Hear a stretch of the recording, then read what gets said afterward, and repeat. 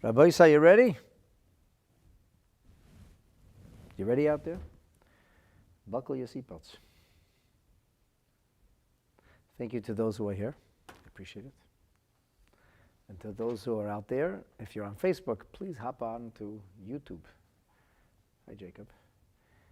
Or Jacobo, I should say. Because if you come to YouTube, then you could be like Jacobo and you could say, hi, Rabbi, shalom. And then I can see what you're saying. Or Michal David is there. Look at that.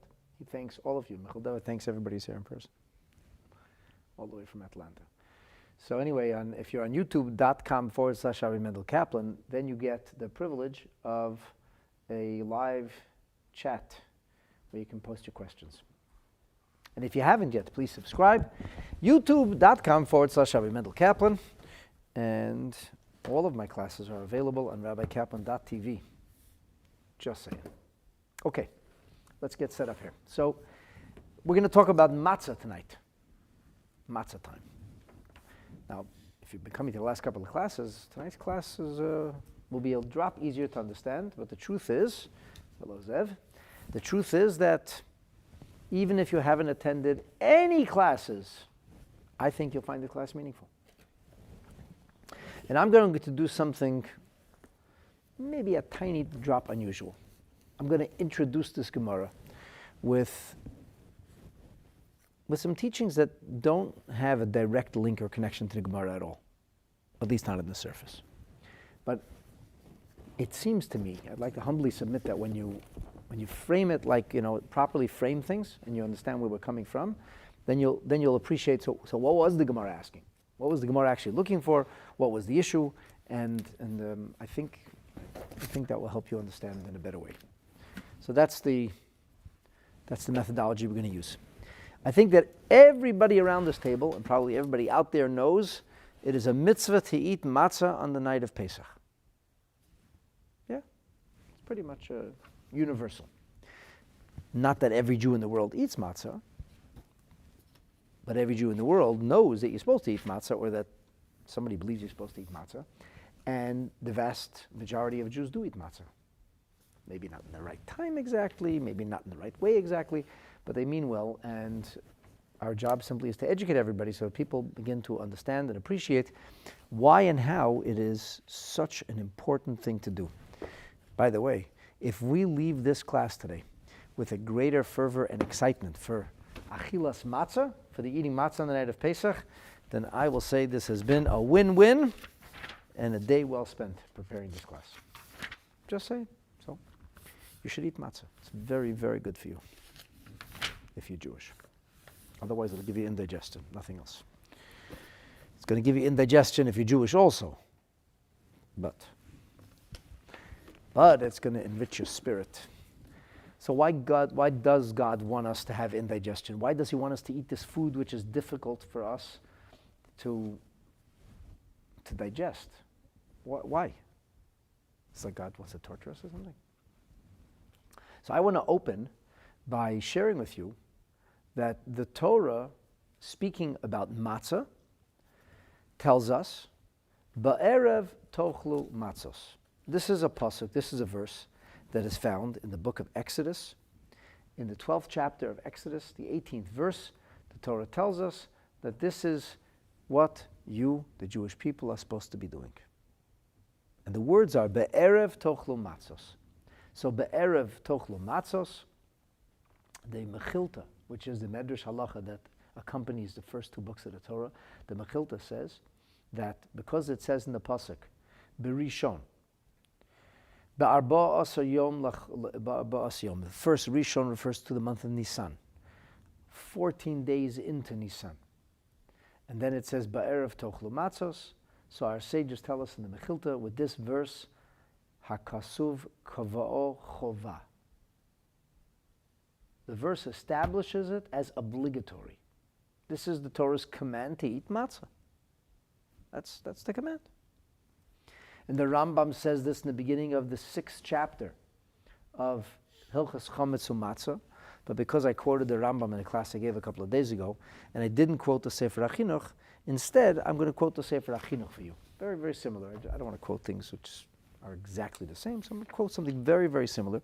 The Sefer HaChinuch says like this.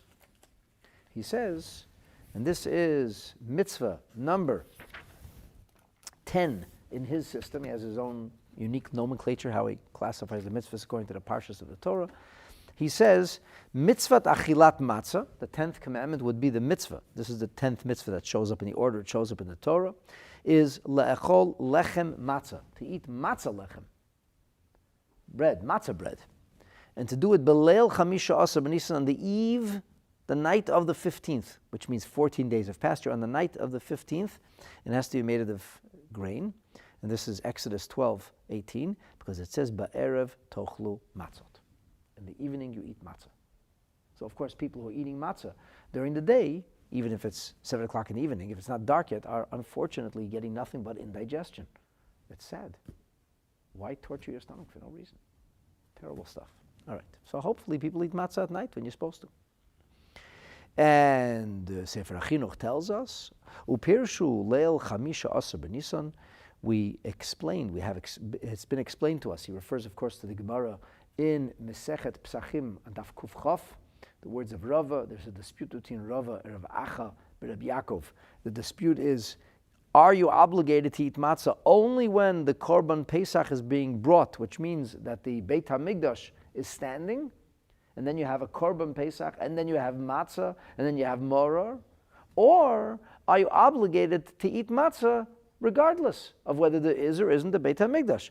Rabbi Acha ben Rabbi Yaakov says, no, no Beit HaMikdash, no Korban Pesach. You got to be kidding. What value is the matzah? The matzah, the moror, the Korban Pesach, it's all telling the same story. These are all pieces of a puzzle. If the puzzle is broken, you don't have a picture. Yeah, you could have a rabbinic mitzvah, it could be a reminder, it could be a memorial, commemorative. It's not the mitzvah. But Rava says, no. Even Bizman Azeh Deraisa. It is biblical. And the Rambam in the laws of Chametz Matzah, right in the beginning of the 6th chapter, he says it's B'chol Makom u B'chol Zman, that's the halacha. All the codifiers say this. Nobody argues. The Rosh says it very clearly. The Alphas, the Rif says it clearly. Everybody states clearly you have an obligation to eat matzah. As the Sefer HaChinuch puts it, and I'm only quoting because this was our MATZO TIME series this year, was 3 classes in a row, 2 for Haggadah, but I quoted some of the similar sources, and some of you were here only a few days ago. So, like I said, I'm quoting a different source for you this time. That it says, Bein bizman sheyihi esham Pesach, o bizman shelo yihi esham. Whether there is a Korban Pesach or there is not a Korban Pesach. I shared with you in a previous class that the Minchas Chinuch says, if you are living in the land of Israel, but you didn't make it to Yerushalayim, you can't eat Korban Pesach over the Zoom. You can't do very much of anything over Zoom, by the way. Not real mitzvahs. That's fake stuff. You can imaginary stuff. You can't really do a mitzvah. So a real mitzvah has got to be something you eat. And something you eat, you got to be there for it. So if you got stuck in Tel Aviv for Pesach, not that there's anything wrong with Tel Aviv. It's a wonderful place, but not for Pesach. If the Beit HaMikdash is standing. If you got stuck in Tel Aviv and there's a Beit HaMikdash, do you have a Korban Pesach? No, you don't have a Korban Pesach. Well, what are you doing about matzah? Are you skipping the matzah? The answer is, you eat matzah. Why? Because somebody's eating a Korban Pesach. That's good enough. But in today's day and age where there is, hopefully this year there will be, but last year there was no Beit HaMikdash, and there was no Korban Pesach, and we ate matzah. He says that's because bein bizman sheyeh or bizman shelo yeh doesn't mean when you have. At the time when there is or the time when there isn't. That's how it is. Matzah is a mitzvah regardless. What's the origin? What's the root of this mitzvah? So he says, you want to understand more about this mitzvah? You want to know why the Torah is given? Yeah, good. I'm glad you asked. He says, well, if you want to know, go look at what I wrote about the Korban Pesach. That's what the book of Torah education says. Sefer HaChinuch. Okay, so we go back, look at the laws of Korban Pesach. What does he say? The origin of this mitzvah of the Korban Pesach is so that the Jewish people will remember for posterity, forever. Remember the miracles that Almighty God did for us at the time of the Exodus from Egypt. How does eating a Korban Pesach help us remember that we went out of Mitzrayim? Oh, well, we had a Korban Pesach on the night we left Egypt. Big deal. So what? I had a barbecue last week. How does that make me remember a miracle? The Sefer HaChinuch doesn't really explain this very much. However, many, many contemporary scholars point to the writings of Rambam, as well as the writings of Abarbanel, to help us to better understand what the Sefer HaChinuch might be speaking about. So I'm just going to share with you something fascinating that the Rambam, Maimonides, writes in the Moreh Nevuchim, the Guide to the Perplexed, where he explains rhyme, rationale, and reason behind the mitzvot. The Rambam says like this. He says, you have to know that when you eat a Korban Pesach, the Torah tells you how to cook it. Why would the Torah tell me how to cook it? Isn't it enough that the Torah tells you what to eat? You have to tell me how to cook it too? By the way, what does kosher cooking look like? Does the Torah tell you which cooking is kosher and which is not? No, of course not. You cook however you want. Whatever makes you feel good. A whole year long. Not on the night of Pesach. On the night of Pesach, the Torah not only told us what to eat, the Torah told us how to have it served. We get kitchen instructions. Wow. Why is the Torah telling us how to eat the meat? The Torah tells us it's got to be flame roasted, barbecued. Why? And another thing, Torah tells you how to cook it. Torah tells you how to carve it up. Why does the Torah care how I carve up my steak? Could I just enjoy my dinner? No. Got to carve it up in a unique way. Don't break any bones. Why does the Torah care if I break bones of an animal? What the animal's dead. What's the problem? You can eat it, but you can't break its bones? So the Rambam says that all of this is that it happens fast. He says, you know what's unique about matzah? It's baked very quickly. How much time do you need to make matzah? Not very much. Maximum 18 minutes. We're going to learn later on today, you should do it even less time. You know, before the times of watches and timers, it's very hard to carry around the Chinese water clock once upon a time on your back, right? Or a sundial. They didn't work so well at night, the sundials. So how would you know what time it is? How would you be able to say something universally where there was no minutes and no stopwatches, no satellite clocks? How would you be able to tell somebody something and they know exactly what you're talking about? So one of the things that's pretty much endemic to the human condition is hunger and satiation. And most of the time, people used to eat bread. Not like today. Today, people eat cake or whatever else it is, things which are not very healthy for you. Once upon a time, people ate bread, which was pretty healthy. And they didn't get very much of it, by the way. That's why they were healthy. They didn't have medications. They died very young, but, people ate well. Some people died of malnutrition. Today, everybody is dying from overeating, from gluttony and excesses that the world has never seen before.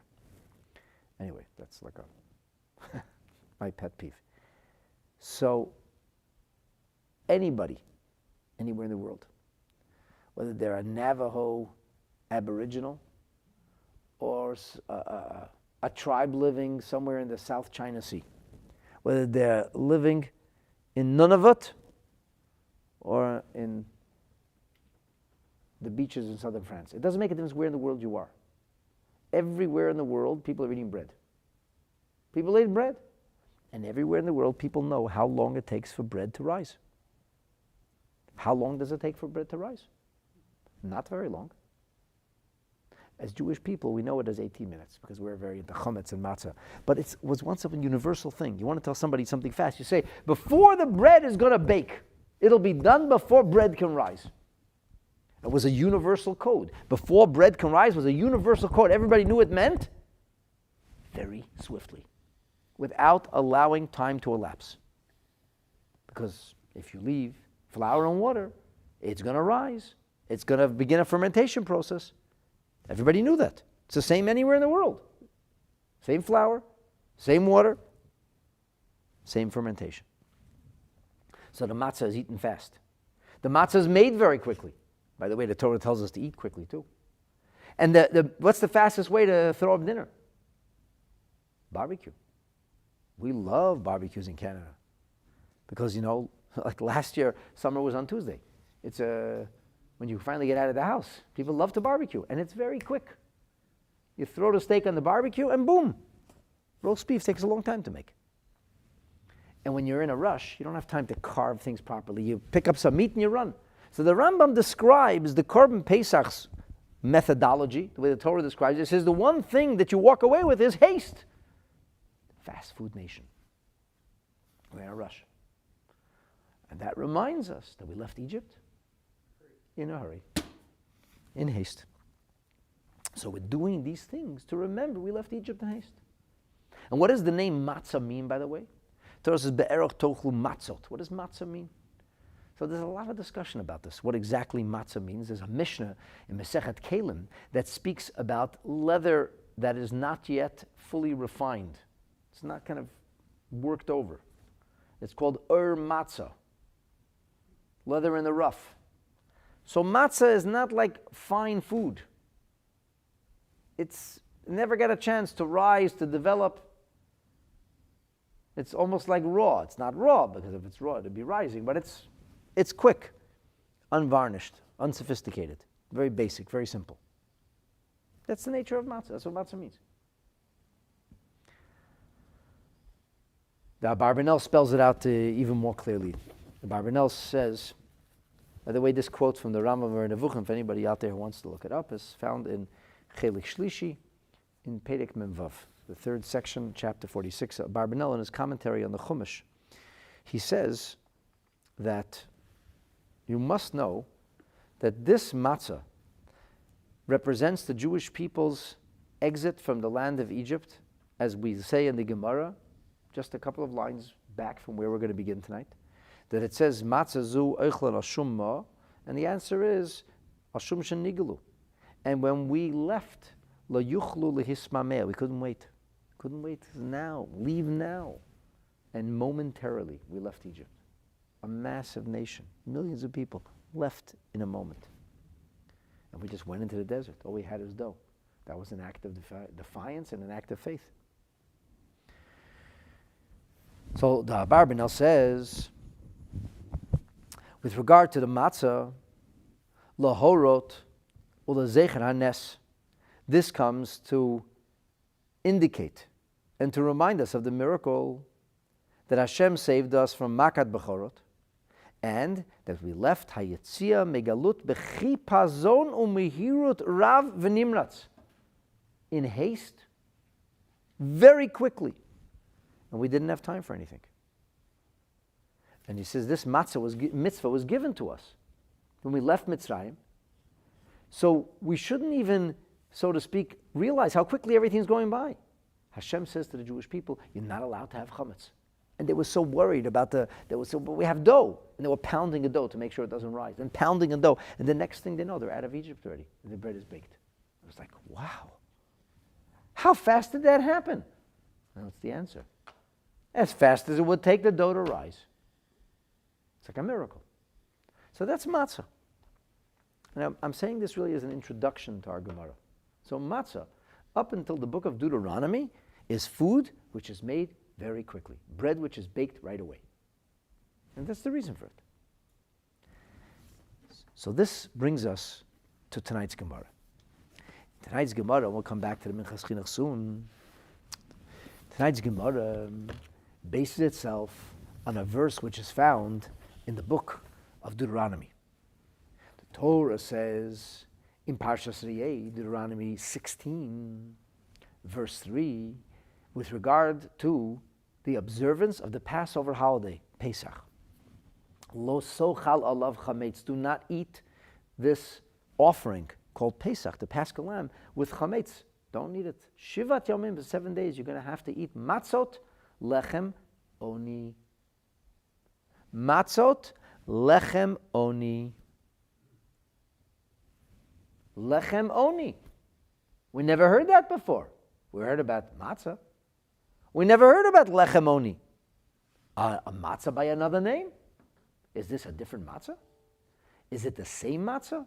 Why is the Torah suddenly referring to matzah by a different name? This, my dear friends, is the question. That is the question. And the Torah says, you know why you're eating lechem oni? Ki b'chi pazon yatzata me'eretz Mitzrayim, because you left Egypt in great haste. So you'll remember the day of your exodus, all the days of your life. I'm just a simple man. Let's 1 second. We heard this message already. It's called matzah. Why do we hear about matzot? Lechem oni. Why is the Torah calling it a different name? So the premise is that if the Torah uses another name for the same sacred wafers, there's got to be a good reason, or 2 or 3. The Torah must be trying to tell us something. But the Torah doesn't say it always directly. In fact, most often the Torah says it in a manner which requires our investigation. So we have to look deeply into it and analyze it, and then we will discover the messages that are kneaded into the dough of the Torah. So there's a message that was kneaded into this. The Torah is like bread, you know. It says, Toratcha b'toch me'ai. Your Torah is I'm going to digest it.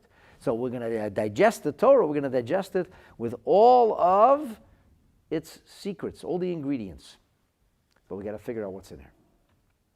So very interestingly, Rashi tells us, Ki b'chi pazon yatzata, because you left in great haste, v'lo hispik batzek lahachmitz, and your dough was not allowed to rise. Aha, Rashi seems to be saying exactly what the Rambam is saying.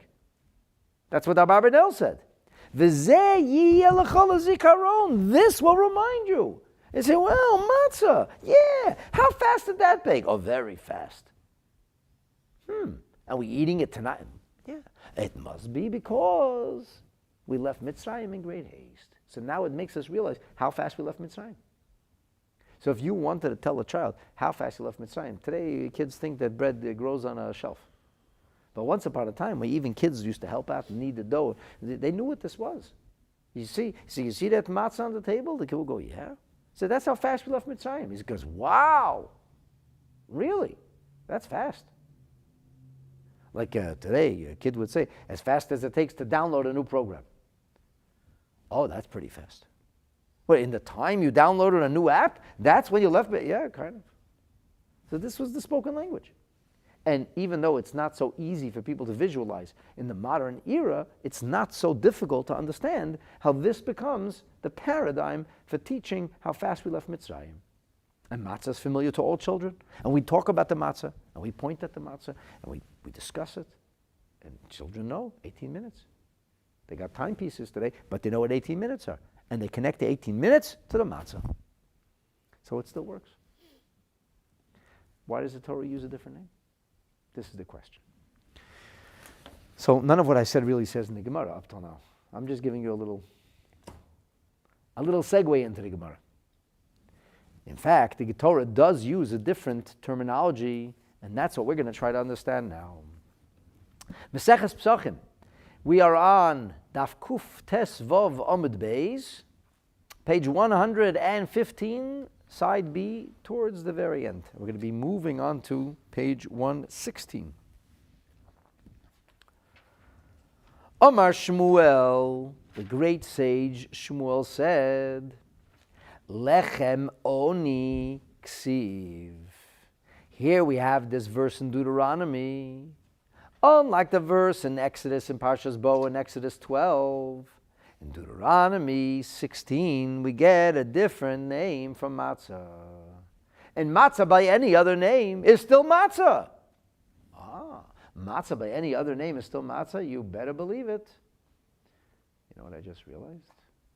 I forgot to record tonight's class. The official recording. All right, I guess we'll have to use the YouTube one. Oh, well. So, lechem oni ksiv. Why does it say lechem oni? What was the Torah trying to say to us? And the answer is, according to Shmuel, lechem she'onin alav dvarim. It's bread that's used as an edible prop. It's bread that's spoken over or about. This is a visual aid bread. That's why it's called lechem oni, because oni comes from the term onin. And la'anot in modern Hebrew means to respond or to answer, but in Torah Hebrew, va'anita means to raise your voice, to give ear, as in EAR. To give ear to something, to verbalize something, to articulate something, to speak it out. As it says with regard to the bikurim, it says about the firstling fruit that were brought to the Beit HaMikdash, ve'anita ve'amarta. You will raise your voice and say, our sages tell us, haramat kol, there needs to be a rising of the decibels. You got to speak up.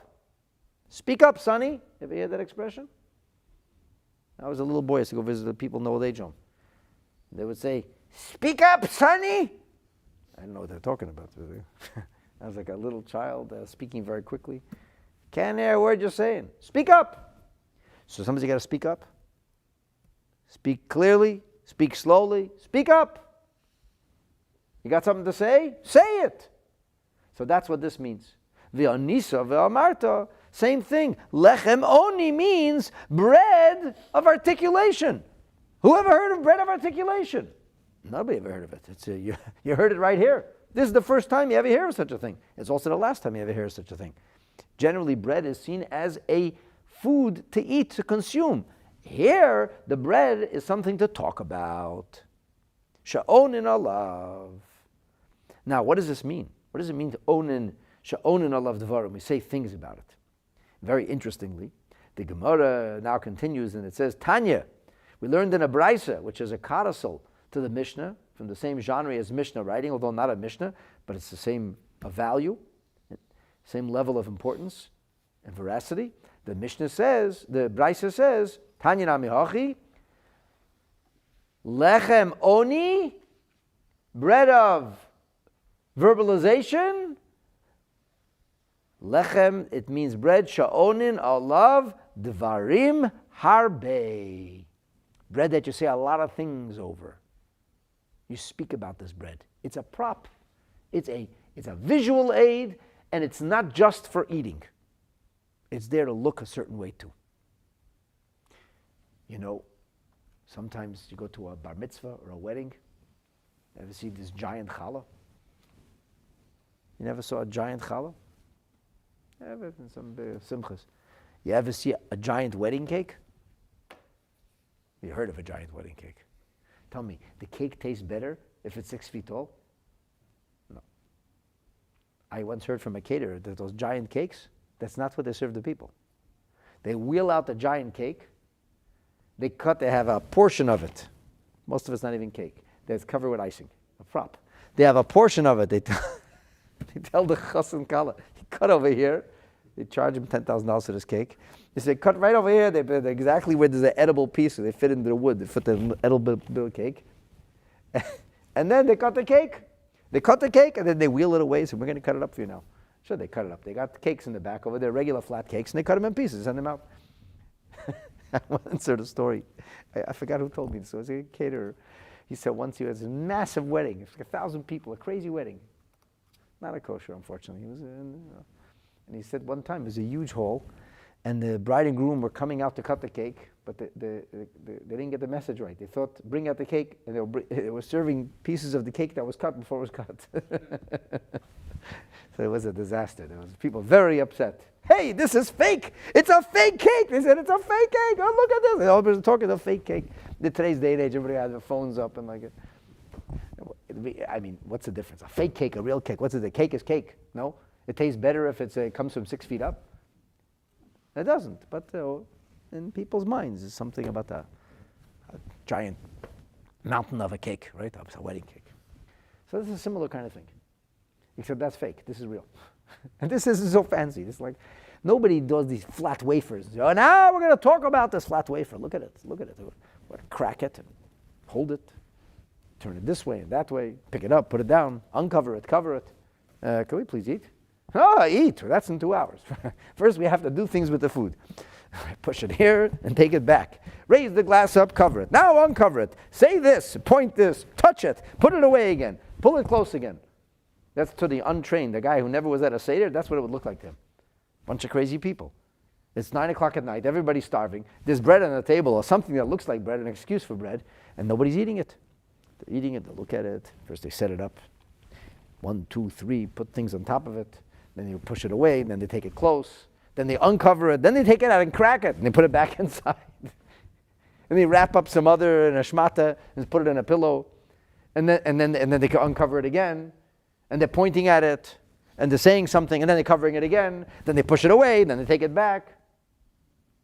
Right? Sounds familiar? That's what happens at a Seder. Why? Because the Torah calls it lechem oni. She'onin alav dvarim harbe. You're supposed to say things. What are you supposed to say? So very interestingly, Rashi doesn't say anything here. He doesn't tell us what you're supposed to say here. But Rashi does speak about this in the Gemara and Daf Lamed Vav. In the Gemara and Daf Lamed Vav, where we bring down in a much shorter way this idea of lechem oni. There were mentions lechem oni in passing. So Rashi says something very interesting. What does it mean, onin alav dvarim? Rashi says, gomrim alav et hallowed. This is bread we sing about. You hear that? Singing bread. This is the bread, v'omrim alav haggadah. We say or tell a story over the bread. Over the matzah. That's what we do. That's what Rashi says. Now the Meiri adds a very interesting little nuance here. The Meiri says, you don't exactly say the whole hallel over the bread because the second half of hallel is only recited after Birchat HaMazon. And there's no matzah on the table anymore. The table's all cleaned up. So the Meiri modifies this. He says, onin alav dvarim harbe, ratzoin aloymar, Haggadah v'hatchalat hallowed. The Haggadah and the beginning of the hallowed, which is the first part of the hallowed, which that kind of fits. What does Rashi mean when he says gomrim alav hallowed? So there's a lot to say about this, but let's to keep it simple, that we will see soon that there's a concept of telling the story of Pesach when you're supposed to eat matzah. So you finish the hallowed when you're supposed to eat matzah, which would sound like Rashi's opinion is you should finish even hallowed before midnight, which is the time of eating matzah. Time to eat matzah. So it doesn't mean actually over the bread, but definitely the Meiri says yes, over the bread means quite literally, and we'll soon talk about that. We'll see what exactly this means. So that's what the Gemara says. That's what the Gemara says. This is the lechem sha'onin alav dvarim harbe. This is the bread that reminds us of it. And we look at it and go, wow, this is great, fantastic. Now we know what this is about. Now I have to tell you something, little secret. It's a little secret. I just told you that this doesn't show up till Deuteronomy, till Parshas Re'eh, which is Devarim chapter 16. I didn't really tell you the whole truth. The truth is that in Exodus 12, it kind of says this already. It kind of says it. Because in Exodus 12, we have a pasuk in which we are commanded to speak to our children. What happens when the children will ask questions? The children might say stuff like, well, what is up with this, hey? What are we doing here? What are you believe in this mumbo jumbo? We didn't even leave Mitzrayim yet, and already we're being told that the kids are going to be asking questions. And you're going to have a hard time with some of your kids. They're going to push back. And the Torah tells us what to say. So, ba'avur zeh. Ba'avur zeh. It says, bayomahu, on that day, it's ba'avur zeh. So in it's actually in it's in Exodus 13. It's the end of Parshas Bai. Over there, the Torah says in verse 8, V'higadata levincha, you'll tell your child bayomahu on that day. You'll tell your child, Ba'avur zeh asa Hashem li b'mitzeis Mitzrayim. For this. What is for this? So the Mechilta, which is the writings of our sages that accompany the book of Exodus, says, you know what it means? Bayom hahu? Yochel mi bayom. So bayom hahu, on that day. So that means bayom hahu, you can tell the story. Ah, you can have a Seder in the afternoon of Erev Pesach. It says bayom hahu. It doesn't say balayla hahu. But it says bavur zeh, for this. What does this mean? Bavur zeh means b'shah sheyesh matzah umoror menachim lefanecha al shulchanecha. When there's matzah and moror on the table. And we know that the Torah is very clear about matzah. Ba'erev tochlu matzot. And Torah is very clear about moror, because moror is a condiment that comes along with the korban Pesach, and the korban Pesach can only be eaten balayla. So bavur zeh means this. The Torah is saying, when you'll tell the story, it's bavur zeh. So then comes the question. If it already told it to us in the book of Exodus in chapter 13, and there it doesn't have to call it any other name than matzah, why do we have to call matzah another name in order to learn this? That's a good question. So the thing is that ba'avur zeh does not necessarily mean that there actually has to be matzah on the table. Ba'avur zeh means in the time when you're supposed to eat matzah. How do I know this? Because in the 16th century, there was a great sage who authored many, many responsa. People were asking all kinds of questions. His book is known as the Trumas Hadeshen. It's a fascinating book. And in the Trumas Hadeshen, he got a question. Question number 137.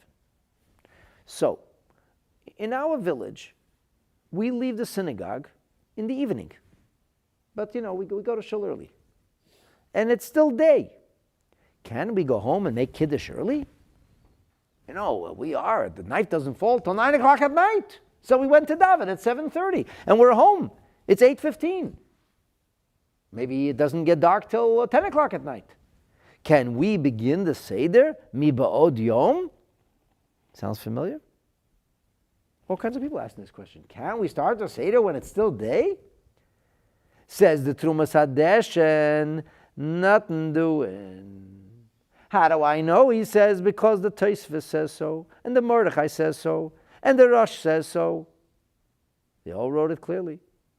And Rabbeinu Yehuda or Yankov of Orleans, not New Orleans, the old Orleans. The ein mitzvahs matzah umoror ela balayla mamash. Matzah and moror is only a mitzvah at night.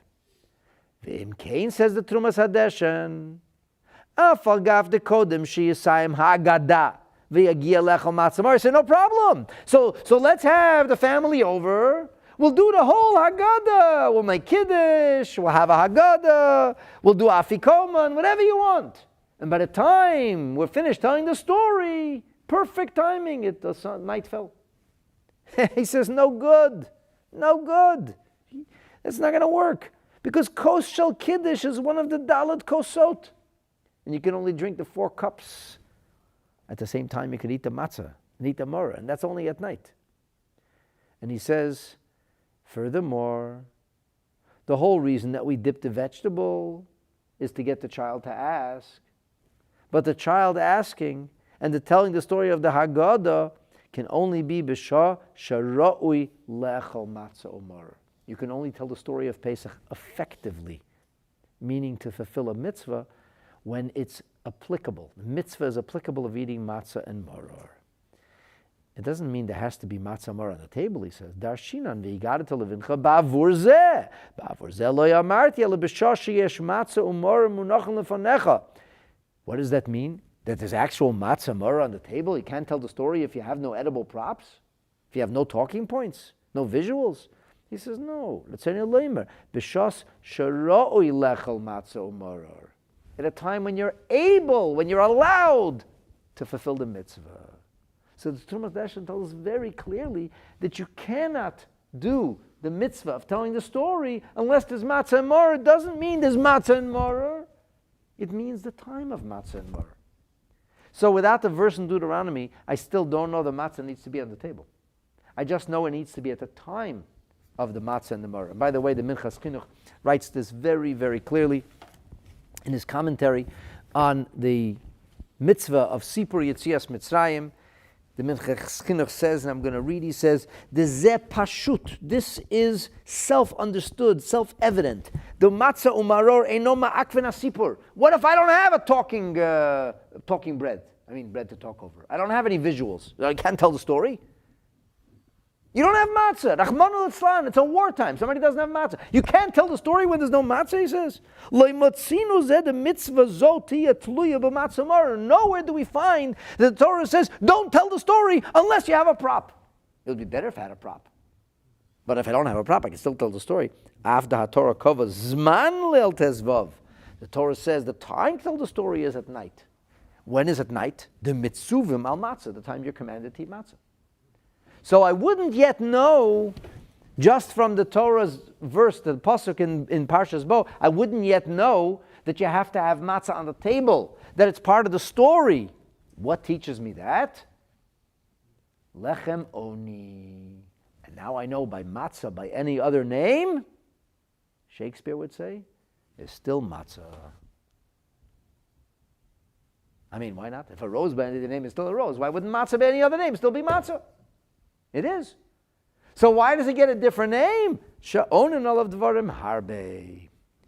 But this is really quite fascinating. Now, I'll tell you something interesting. It's the Braisa doesn't just say dvarim, it says dvarim harbe. What does that even mean, dvarim harbe? So really, it's not so much a question, because we say in our Haggadah, kol hamarbe lesaper.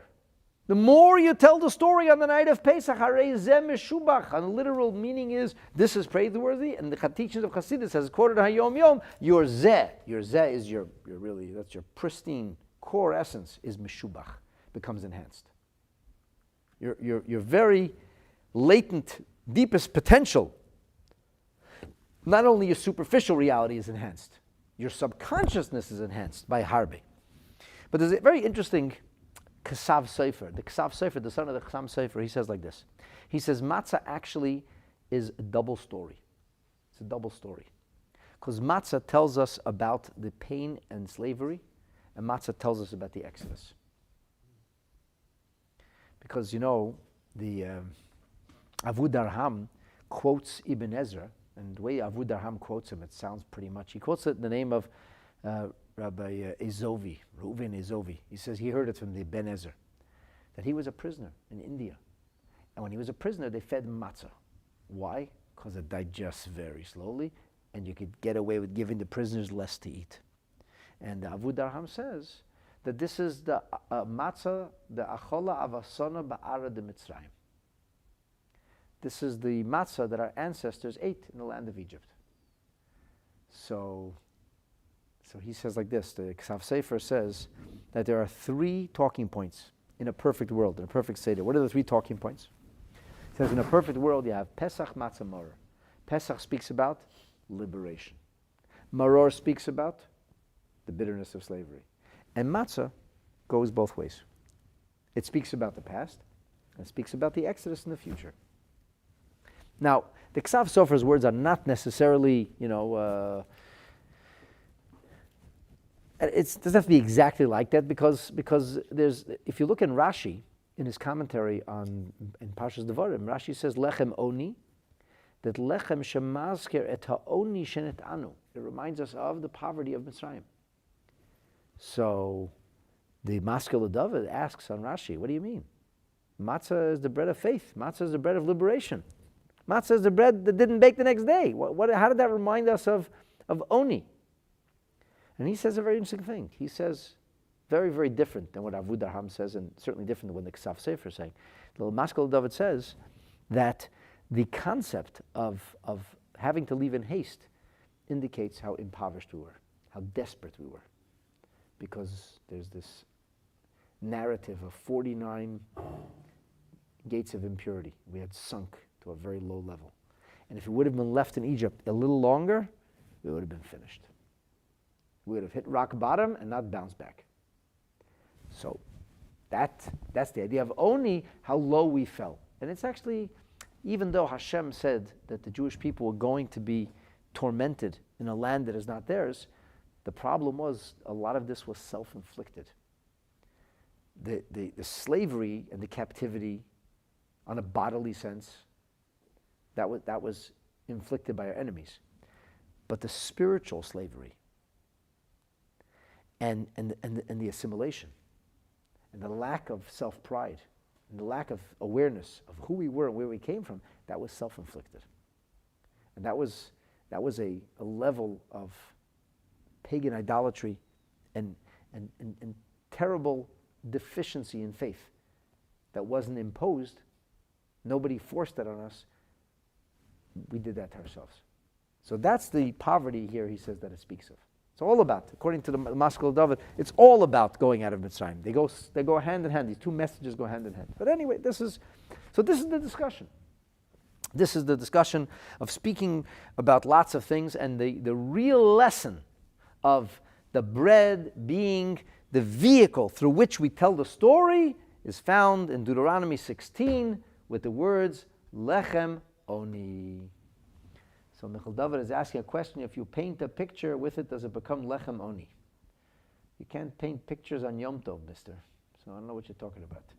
And secondly, a picture is a picture. It's a virtual. This is real. And later we sink our teeth into it. So when you do all that talking and using it, and this is the matzah, and then we eat the matzah, we basically internalize this message. That's one reason why a matzah by any other name is still matzah. Now the Gemara says, you know what? There's actually another reason. There's another reason. Dovar acher, another lesson, another powerful and important lesson that's being learned to us from the bread that is called lechem oni. He says, lechem oni. Oni is the way it's verbalized. Ayin vav nun yud oni. Ayin vav is verbalization. Speak up, sonny. Oni, raising your voice. However, if you look in the Torah, you'll see it's spelled without an vav. It's spelled oni, ayin nun yud. Ayin nun yud stands for an ani. An ani is a poor person, a desperate person. I see Kevin is asking a question. He wants to know, like there was a spiritual Mitzrayim meaning limitation. Most definitely, Kevin. Yes, and the problem is that limitation or that obscuring of spiritual potential was self-inflicted. Very sadly. And unfortunately, not that much has changed. But this time there's going to be a different ending. Mashiach's going to come. So connection, I read somewhere before, connection, aniyan al-natilat yadayim. So just interesting, or is there something? There is a connection, but it's not on subject. not for matzah. Another day. A different day, you'll see. So why does the Torah spell it ani? Why ani? The Gemara answers, ani shedarkei beprusa. The way of an ani is with a piece, a broken piece. The ani gets what we call in Yiddish ashtikele breut. Gets a piece of bread. It doesn't come with a whole big bread. It's like Nebuch, a person's coming in, he's picking up scraps of bread. All the fancy clients left the restaurant, and this poor man is starving. He's picking up scraps. The ani's way is scraps. That's what the ani picks. Now, what does this mean that he picks scraps? I mean, everybody's bread is going to be scraps. You get a whole bagel and you rip it, so you got a scrap too. What's the difference? What's the difference? There's a difference if you cut the bread or you got sliced bread. What's the difference? So the Machzer Vitri, which is a student of Rashi, Rabbi Simcha Vitri, says something very interesting. He says the ani is botzeya min haprusa. He breaks off a scrap. Everybody breaks off a whole roll, a whole bread. The ani is, to begin with, breaking a scrap off a scrap. He's breaking a piece off a piece. If you're going to give out bagels, you're going to give out half bagels, quarter bagels? You give out bagels. You give out Kaiser rolls. You give out rolls. So no, you don't get a roll. Everybody gets a tenth of a roll. What are you, joking with me or something? You know, before sliced bread was a thing, people didn't want a slice. They wanted a bread. They came on with a bread. And then you cut the bread. I cut the bread. Nobody was there. You want to buy bread? Ah, here's a piece. What are you, joking with me? I got a family to feed. Well, figure it out. So the ani's way is he breaks off a piece. He starts with a piece. Understand? So this is the idea. This is the idea that the oni, it's the methodology through which the oni breaks the matzah. And that is to say, so what are we saying over here? Afkan beprusa. So to here, when you eat the matzah, what should you break? When you finally break bread, what should you break? You should break a piece of matzah. Why would you break a piece of matzah? You have a whole matzah. You had a whole matzah when you started. But do you remember that in the beginning, just when the Seder was getting off the ground, you broke a matzah. And then you put the broken piece back with the other two whole pieces. Right in the middle was a broken piece. And what are you going to break off? A piece off a piece. That's what a poor person looks like. So matzah is bread of poverty or bread of affliction. And however you want to explain that, whether you use the Vudarham's methodology like the Ksav Sefer says, or you use the Maskil David's method of explaining Lechem Oini, that the idea of the Oini Shenis Anu, it reminds us of our spiritual poverty, that the broken bread is a metaphor for having been impoverished spiritually. Afkam beprusa. So Rashi says something here very interesting. He says like this, he says, Levarech alachilas matzah. We're talking about the bracha of matzah, alachilas matzah. When you make the bracha of achilas matzah, which matzah are you making a bracha over? The broken piece. But he says, V'shtei shleimot, there's two whole matzahs. Maisi, you bring two other whole matzahs. Mishum berchat hamotzi. You have to make a bracha of hamotzi. Because you have to make a bracha of hamotzi, so the bracha of hamotzi, the ligara mishar yom tov, it's not different than any other yom tov. Every yom tov, you have two breads. You have to have two breads now too. Okay, they're matzah breads, but they're still breads. Shetzarech levatzea al shtei krichot shleimot. You have to make a bracha on two whole ones. And then, botzea me'achat hashleimot. In other words, Rashi indicates you make hamotzi on one matzah and achilat matzah on the other matzah. And that's taught to us with the term lechem oni, which is spelled oni. First taste. So Rashbam, Rashi's grandson, spells it out a little more clearly. He says, Afkan beprusa levarech al achilas matzah v'shtei shleimot maitinon mishum hamotzi ligar mishar yom tovim shetzarech levarech Livtzoa, he said, he doesn't say tzarech levarech, he said tzarech livtzoa al shtei kichros. You have to break two breads. Ubotzeach me'achas hashlemus. There's not only two breads to make a bracha over, because if you can't make a bracha over something and not eat it, you can't put bread on the table. Hamotzi lechem min haaretz. Yeah, how you doing? Oh, I'm just making brachas on bread now. That's ridiculous. You can't answer the phone. You made a bracha on bread, you got to eat the bread. So what do you do as soon as you made the bracha on the bread? You eat the bread. Actually, on Shabbat, we don't cut it before, we just score it. But during the weekdays, when you make a bracha on a whole bread, you're supposed to start cutting as you're making the bracha. You can't make a bracha on food and not eat it. You made a bracha on this bread, you got to break this bread. And therefore, Rashbam is adding to Rashi, you got to break two breads. Yeah. But you can't score the challah. It has to be. You can't score the challah because you need to make a bracha on two whole challahs. Right. That's part of the mitzvah of lechem mishnah. On the half a piece. That's correct. Yes, but that's what Rashi and Rashbam told us. You have three matzahs. You have three matzahs, so you're holding two matzahs with a little broken piece inside it, and you're making a bracha on motzi.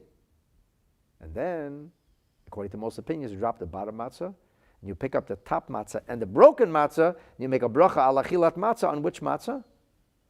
On the broken matzah, because that's the way of the poor person, a scrap. And how do we know that? Because it says lechem oni, but it spells it oni. So hamotzi is on, consciousness is on the two whole matzahs. That's what Rashi and Rashbam say. There's many opinions about this. And actually, I'm going to talk about it in my Shabbat Drasha. I'm going to go through the whole popular mechanics of breaking and eating matzah. That's going to be a whole fascinating thing, a story unto itself, how exactly this works and what the different opinions are. And how that affects the way we actually eat our matzah. You verstehst, yeah, understand? So now we know why matzah by any other name is still matzah and why it has another name. Not only it's verbalized another way, it's spelled another way. to teach us that when we make a bracha on matzah, we have to make a bracha off a scrap of matzah, not off a whole fancy matzah. And that's pretty good. We got already 2 lessons that were needed into the matzah before the matzah got baked. But there's a third lesson. Davar acher, another reason. And of course, all of this is true and all of this is holy. And these are all the reasons. Davar acher, another reason, says the Gemara, ma darko shaloni. How does the poor person not eat or break the matzah? How does the poor person bake the matzah? How does the poor person bake the matzah? Well, the poor person doesn't have abundance of just about anything. He's dealing with a very limited supply of flour, and he's got a limited supply of firewood. So you got to strike the iron when it's hot, or you're not going to have bread altogether. Says the Gemara, Ma darke shaloni, hu masik? He heats up the oven, v'ishto ofen, his wife is baking, they're working in tandem, husband and wife together. Regular guy stokes the fire, fires up the oven, goes to knead the bread, comes back to the oven, putters around with the poker a little, goes back to his bread. The poor person doesn't have time like that. He and his wife are like, okay, I'm starting the fire. Make sure the bread's ready. He's working on the fire while she's kneading the dough, and boom, they put that bread and that dough in as fast as they could, because guess what? That fire is not going to last very long. And he doesn't have any other firewood. So Afkan, when it comes to baking matzah, hu masik ve'ishto ofa. He heats up, she kneads, gets the bread ready. Rashi says, kedei shelo tamtin. It shouldn't, shelo tachmitz. So it shouldn't become chometz. The Torah is teaching us how to make matzah. How do you make matzah? The answer is very, very quickly. Rashbam adds a little bit more, elaborates a little more. He says, "V'nosno miyad letanur." He puts it right into the oven. L'shenigmar heseko. As soon as you get the fire going, you put it right into the oven. Why? Sheyora shema yitztanen hatanur kodim sheyizdamen. He doesn't have time to take chances here. He says, by the time I'm going to be tarrying till I get the dough in, my fire is going to be gone already. The oven's finished. So he's asukim shneim. They're both busy. Zeh behesek, he with the fire. Hataner v'zebe isa, and this with the dough. Now the Pesachim Seder says a gewaldige thing. What's the real lesson here? The Pesachim Seder says like this. We didn't know matzah has to be made quickly. Rashi says, make it fast, it shouldn't rise. We didn't know without lechem oni, it's matzah. That's chipazon. So the Pesachim Seder says, no, you don't understand. Matzah could be baked in up to 18 minutes. How long does the average matzah get baked in? It could be up to 18 minutes. How long does the average matzah go from the first drop of water hitting the dough till it comes out of the oven? How long is it? Take a guess. 10 minutes. It's usually less than 6 minutes. 5 to 6 minutes is the average. In a matzah bakery, where they roll it by hand, the average is 5 to 6 minutes. You go to a matzah bakery, you get crazy. Everybody's screaming. The one thing you notice is haste. There's a tension in the air. And there's a guy, he's in a booth, and there's he's got flour. And I got another booth that's got water. And then all of a sudden the hand comes in, and the clock goes, and he pours the water in, and the guy kneads like a crazy man. He kneads and kneads and kneads and kneads. Within 2.5 minutes it's kneaded.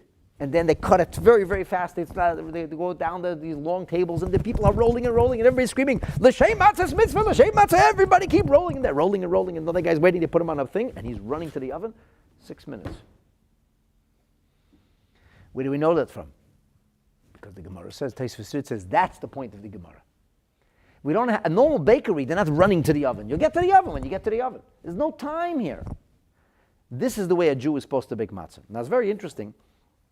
According to the Rebbe Tzvi Gias, and this is also, the Rosh quotes this in the name of Reb Hai Gaon, there's also a thing of baking matzah by yourself. That ideally a Jew should endeavor to be involved in the baking of matzah. There's many pious people who have matzah bakeries in their city. Not like us in Toronto, we don't have a matzah bakery here, but many pious people have matzah bakeries. Montreal has a matzah bakery. New York has up-teen matzah bakeries. In Israel, lots of matzah bakeries. And what happens is that people rent out the matzah bakery for a day. They use the regular staff and they fill in to make it even faster, and people are involved with taking care of making their own matzahs. So we learn from this, the story with the guy and his wife, where everything is chick-chack, we're moving it along. And these three powerful lessons are learned from the fact that matzah, by any other name, is still a matzah. So in the end, we started off with fast food. We were the fast food nation, the nation that was made with very fast food. And we finish off as the fast food nation. You gotta make this happen even faster than fast. Forget 18 minutes. Even faster than that. Lickety split. And that's why I called it Fast Food Nation, because matzah is our national bread. It says we were baked in the kiln with the matzah, so to speak. And the matzah represents who we are and represents our faith. And when a Yid eats matzah on the night of Pesach, it nourishes his or her faith, and it transforms you not only on this one night, but a whole year long. You may get indigestion for a day or two, but you will reap the benefits, the spiritual benefits and dividends. Kol Hashana Kula, HaKadosh Baruch Hu should help us, that as we were privileged to learn together about matzah by other names, that the lessons of lechem oni should be absorbed and digested by us all in the best way possible, and we should be zochel, we should merit a Meretz Hashem this year to eat the matzah together with the Korban Pesach and the Morah in Yerushalayim, Eir HaKodesh, and the third Beis HaMikdash, B'mheiro, B'yameinu, Amen. Thank you all for joining us out there. Thank you for being here, everybody. A reminder, if you aren't yet, please subscribe, youtube.com/Rabbi Mendel Kaplan, and RabbiKaplan.tv. All the classes are there for your viewing enjoyment and your spiritual edification and education. Take care, Shekoach, and Laila Tov.